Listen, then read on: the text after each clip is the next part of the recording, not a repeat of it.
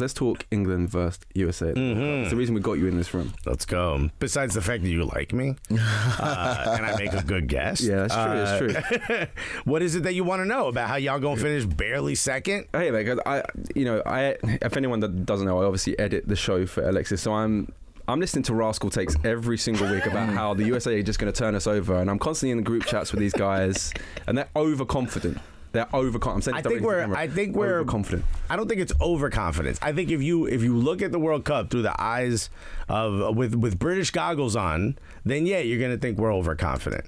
Right now, certainly we haven't had a good run up. I like to believe that you want to walk in with being in good form, right? Carrying momentum. Neither one of our nations are doing that. Okay, we're good form in big tournaments. Huh? We're in good form in big tournaments. Yeah, but okay, that happened already. And you didn't win. And what's happened since then?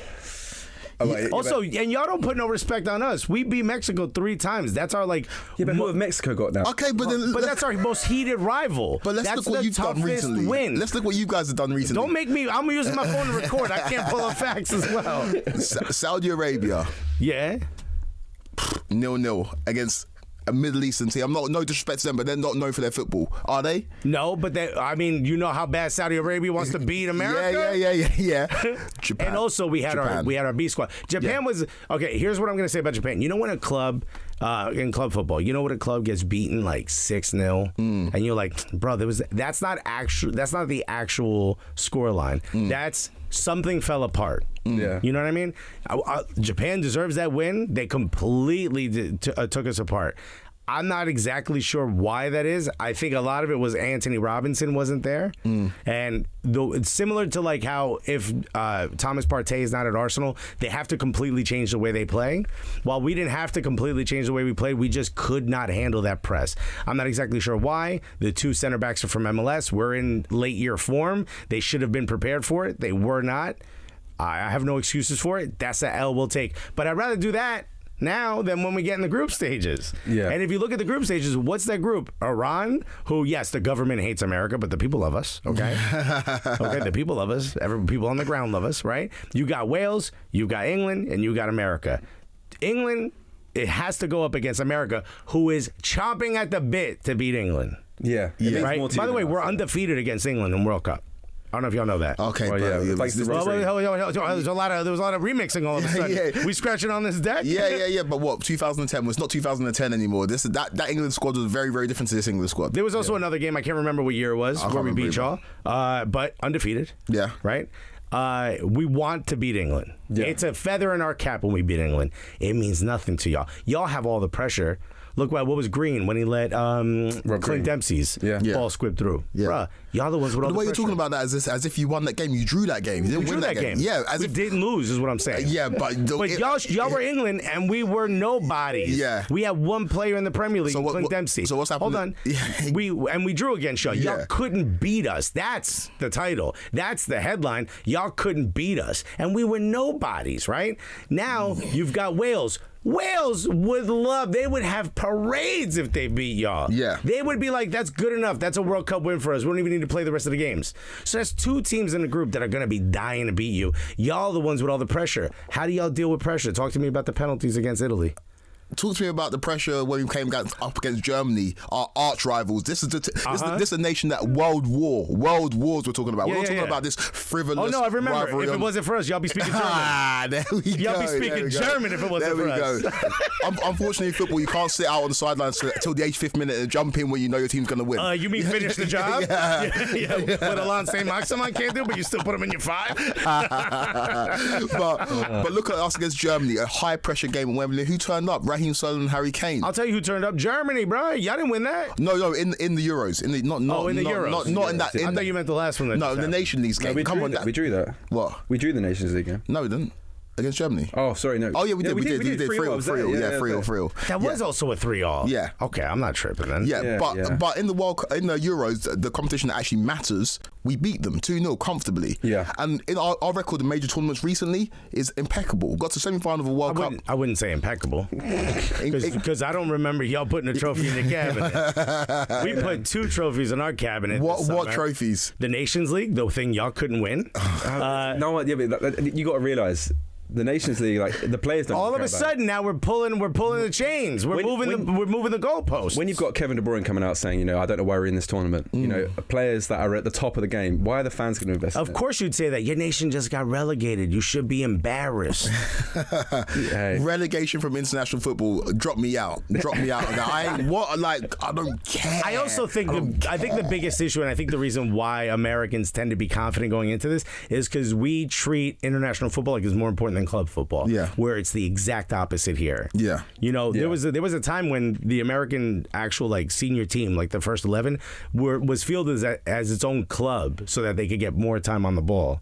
Because we never had like academies, we didn't have like friendlies, we didn't have any of those things. So you just put them in NASL as its own team. Okay. Like for us, international football is the most important thing. There are people that are fans of the U.S. national team, men's and women's, and don't follow any clubs, don't watch any leagues. They know what's going on because they know where the players are and stuff, but they're not like sitting at home watching Bayern every weekend or Chelsea every weekend or, you know, whatever, PSG every weekend. They could care less. They're here for the international competition. What we'll say about the US team, though, there's a lot of names these days in terms of you've got players who are playing in the Premier League. You've got Dest, who's on loan at AC Milan at the moment. Yep.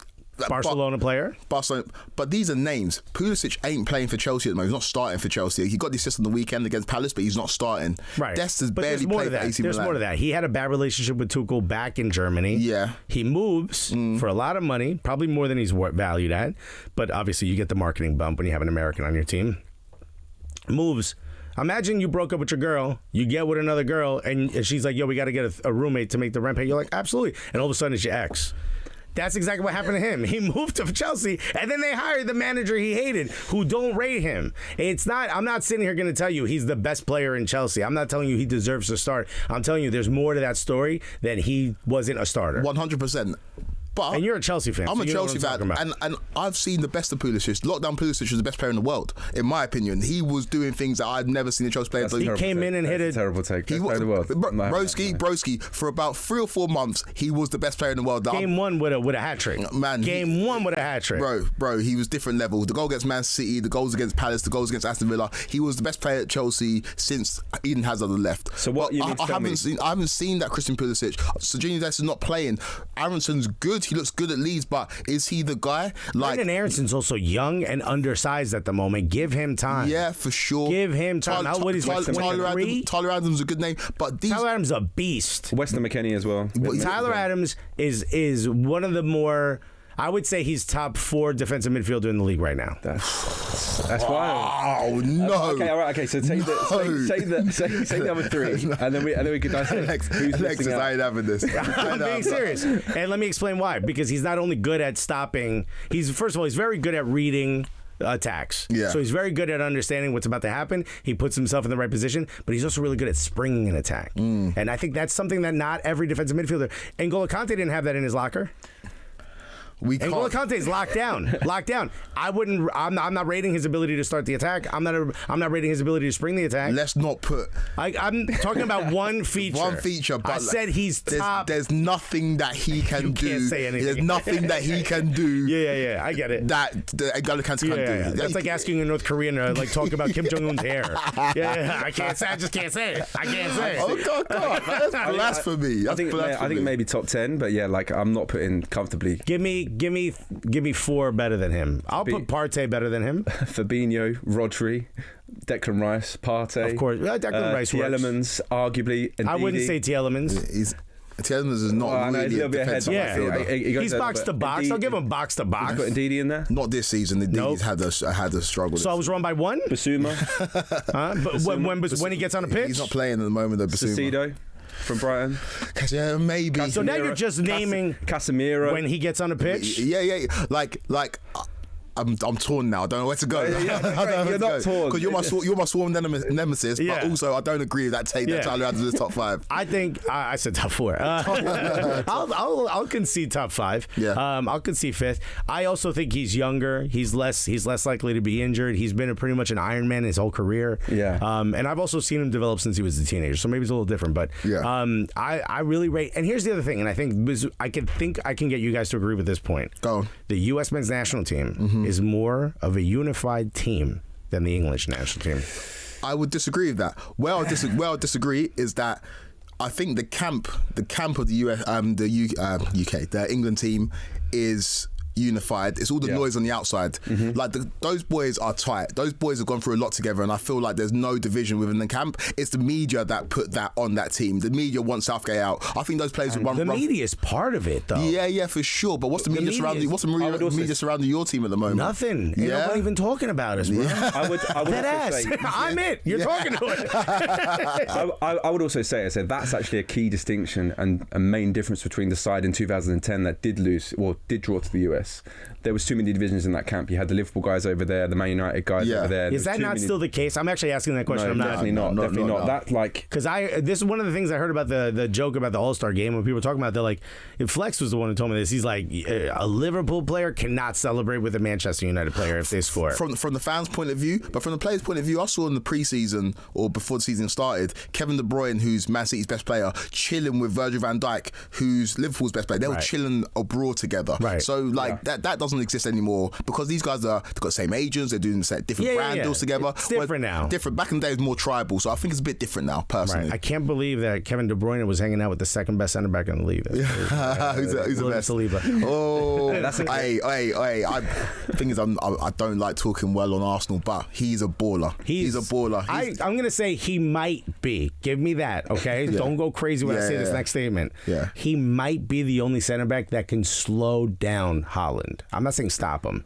He might be the only guy who can slow him down. It'll be interesting to see when they play. Like, I honestly, that's the competition I'm looking for. To me, that's going to be like Fury versus Usyk. You know what I mean? It's going to be like, yo, what are those two going to do? Because that's going to be 90 minutes, bro. Man. Yeah, man. Well, I mean, look at his record in the Champions League. He's been playing top quality centre backs for some years now. Oh, I'm not saying he's locked down. Yeah. No chance in hell am I saying that. I'm saying he's the only one in the Premier League right now that I can think of that might actually be able to slow him down. I think that's predicated on Haaland having an off day and Saliba having a really good day, because we saw it in the Community Shield. Van Dijk did slow down Haaland, and Haaland didn't look on it, but we've seen subsequent to that Haaland can score goals on anybody, and Saliba, in my opinion, is the best centre back in the Premier League on form.